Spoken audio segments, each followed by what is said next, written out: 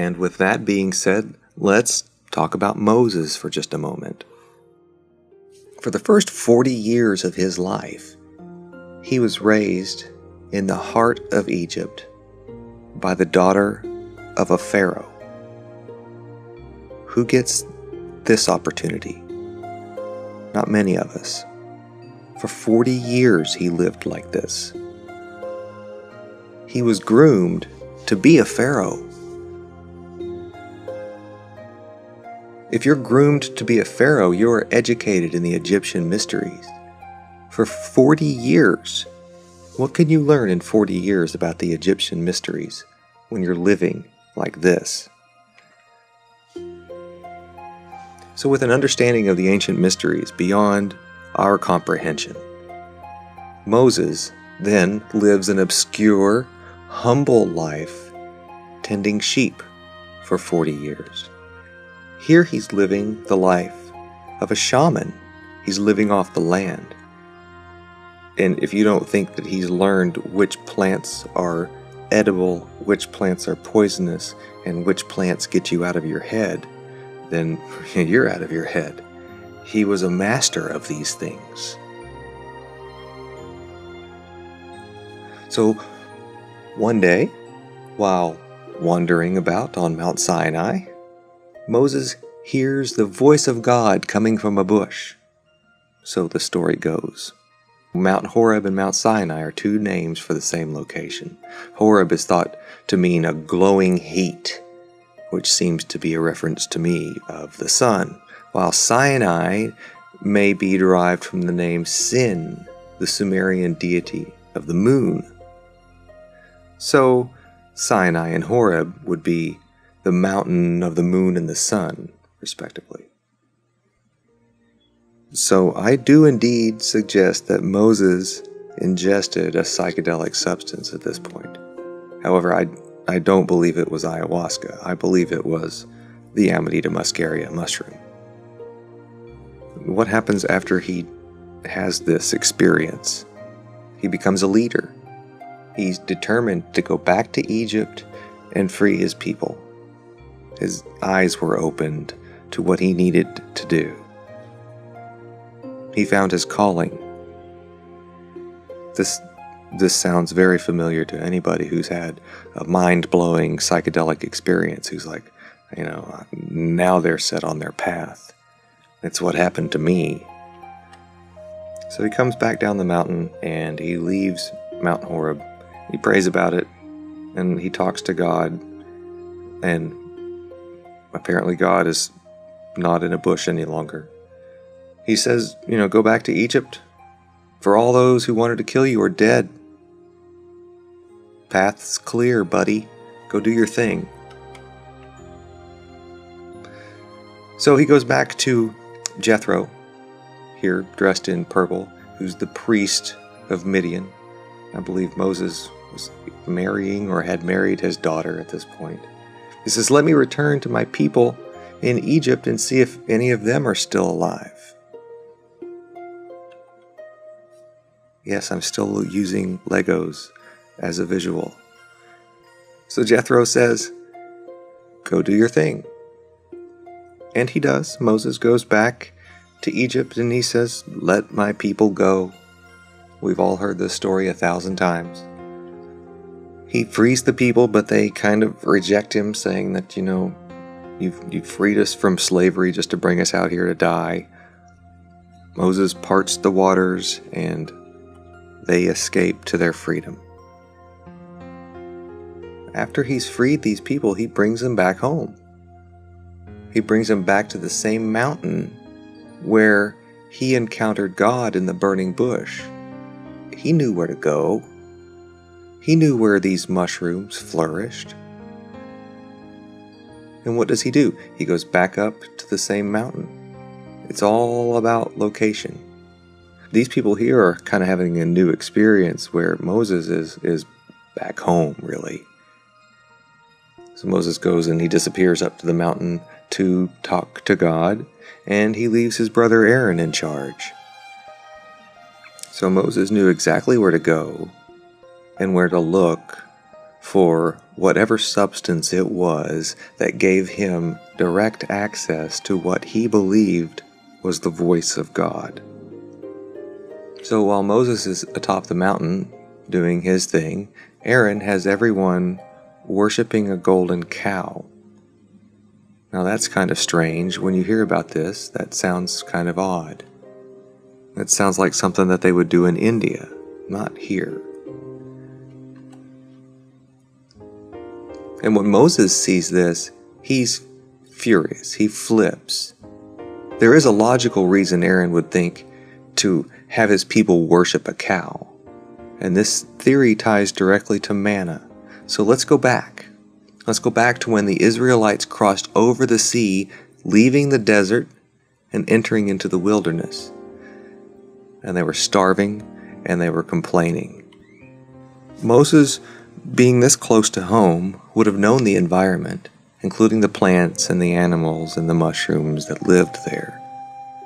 He might have said something like, "In the morning, God will rain down bread from heaven, and in the evening God will send quails, that we may have meat to eat." Meanwhile, he just knows that mushrooms grow in the morning and the birds come in at night. I'll spare you this entire passage. Let me highlight some here. "And it came to pass that evening the quails came up and covered the camp." So it was true. He knew that the birds would come. They would have meat to eat that night. And we know that the small round things were manna. They make a big deal about that. There are stained glass windows in nearly every church depicting manna. But not even quail feathers are sacred.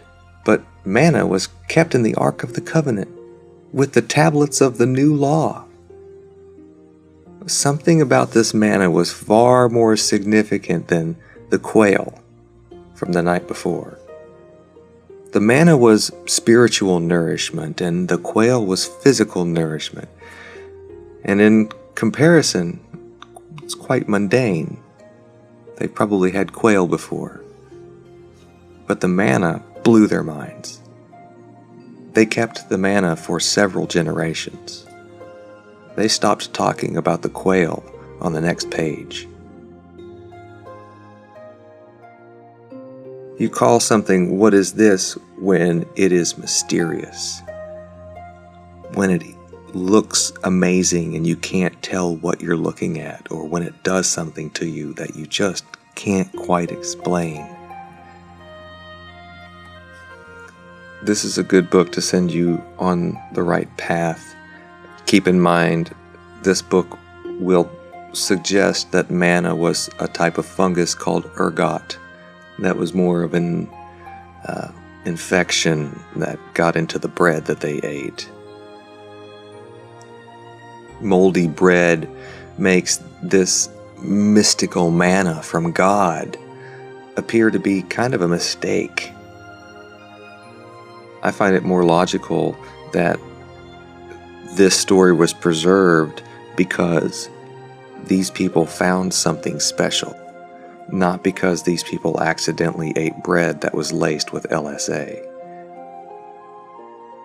See, the manna was gathered. It wasn't baked. It may have looked like bread, but it wasn't bread.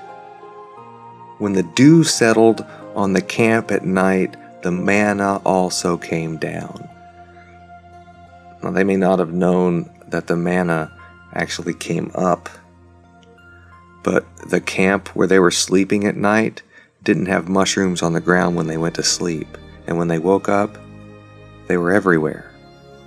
Many scholars will not debate the theory that manna was a mushroom. I just happen to think that it was a special mushroom, worthy of putting in the Ark of the Covenant, and not just a Croatian truffle. This is what many theologians believe was manna, was a Croatian truffle. Okay, let's set that aside for a second and think about this. The Bible tells us that Jesus is the manna from heaven. Jesus said to them, "Very truly I tell you, it is not Moses who has given you the bread from heaven, but it is my Father who gives you the true bread from heaven. For the bread of God is the bread that comes down from heaven and gives life into the world." And his disciples say, "Give us this bread." And Jesus declares, "I am the bread of life." Jesus is the manna. Jesus is not a Croatian truffle. But we're talking about a different mushroom here. We're not talking about the Amanita muscaria, the fly agaric. Now we're talking about the psilocybe mushroom containing psilocybin. Some refer to it as the psilocybe mushroom. And you see here Psilocybe similanciata. This is the liberty cap mushroom. Liberty cap, liberty. Having another handful of these in your hand after you ate one handful of these, and looking at those and saying, "What is this?" would make sense. A group of people with these mushrooms in their hands and a handful of these mushrooms in their bellies, naming these mushrooms, "What is this?" because everybody is saying that, makes sense to me. Moses knew that the quail would come in this area that evening, and he knew several varieties of mushrooms would grow, and he knew which mushrooms were which. And not only do these mushrooms come with the dew in the morning, these mushrooms flourish on cow dung. Notice the dew here in the picture. This is why, when Moses was on the mountain talking to God and making the 10 Commandments, Aaron had everyone worshiping a cow. Moses understood that it wasn't the cow that makes the mushrooms. It was the divine food of the gods. And Jesus knew this too. He says, "It wasn't Moses that brought you this stuff. It was my Father in heaven. It was divine." These mushrooms were so important, they were put into the Ark of the Covenant. Now let's think about that for just a moment. You can imagine what happens to freshly picked mushrooms if they're left outside overnight. If they're not properly dried, they'll ruin. They'll turn to mush. If these were sacred mushrooms, there would be strict rules concerning this matter. And it seems as though there were. Let no man leave it until morning. It could breed worms and stink. This is what mushy mushrooms do. Even if they remain unpicked, they'll turn to mush and wither away in the heat in the grass. These mushrooms should be picked in the early morning hours. You don't leave these things out in the sun, even if they're still alive and attached to the mycelium below the ground. And if these mushrooms were sacred mushrooms, one should only pick what you could eat. Again, there would be strict rules about these things. And it seems as though there are. Every man according to his eating. And when the sun waxed hot, it melted. Yeah, they melt. It looks like they are melting. So if the bread from heaven is Jesus, and this bread from heaven is a psychedelic mushroom, then what is the Eucharist? If you eat psilocybin mushrooms, it is a very common thing for people to hear a voice speaking to them and often through them. It happens to almost everyone who eats a high dose of these mushrooms. It's extremely common and it's very well documented. You can just hit pause right now and go look this up. All throughout history, many people have heard a voice after eating this mushroom, and all throughout history, many have thought that this voice was the voice of God. And it does not matter what language you speak. When you eat this mushroom and that voice speaks to you, it speaks to you in your language. And the message is life-changing. And This mushroom can also be used medicinally, because what this mushroom does, and I'm going to talk about this in just a little bit, is it breaks down barriers, the barriers that you have between life and death. Lots of different boundaries that we have in life, but one of the main ones is life and death, and it prepares you for your own death. My father died of lung cancer. By the time he discovered the cancer, he only had 2 weeks to live. My mom died of ovarian cancer. By the time she discovered her cancer, she only had 11 days to live. So I find it a bit of a personal connection to the woman in this next video. Once you have an illness diagnosed that's terminal, it really changes your viewpoint. Specifically with the cancer study, we're administering psilocybin as a treatment for serious mental suffering. Certainly, individuals with advanced cancer often have significant levels of existential anxiety. I had lost my faith because of anxiety, and I was just terrified. I was so anxious that it was hard to think about anything else. I didn't think I was so worried about death, but I was worried about the process of dying, about suffering and being in pain and having all kinds of horrible medical procedures.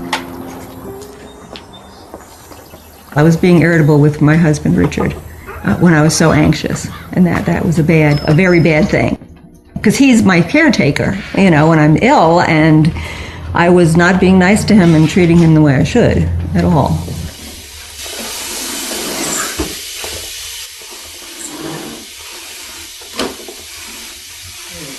She was irritable and we were both stressed out. I'm not saying it was her fault. The dynamic of the interaction between us often led to quarreling. We talked about my intention, and my intention was to learn to control my anxiety so I could enjoy the rest of my life, because I was not enjoying my life at all. I'm there with the subject for the entire 6 hours. We take a standard hospital room, and my research coordinator fixes it up with wall hangings and fabric, so we really create a nice setting, and patients are kind of cocooned. Lovely purple wall hangings, and they brought orchids. I was thrilled with that. And then I had one of my tankas, my favorite tanka, right at the foot of my bed. And I advise them to go as deeply as possible into the experience. As soon as it started working, I knew I had nothing to be afraid of, because it connected me with the universe. It was very gentle, and there were people right there if I got upset. Everything looked absolutely beautiful. I didn't see things that weren't there. So this mushroom really shows you yourself and your life, and it really puts things into perspective. It helps you prepare for your future. It helps you deal with your past. Even if your future is a serious moment, like the death of a loved one or the death of yourself, for some reason, somehow, this mushroom helps you see the bigger picture. Know thyself. This is what all of the great philosophers have said. Ye are gods. Another one of the boundaries that it helps break apart is not just the boundaries between life and death, but the boundaries between self and other. This is ego dissolution. But it can feel like an abduction by another, communing with something other than oneself.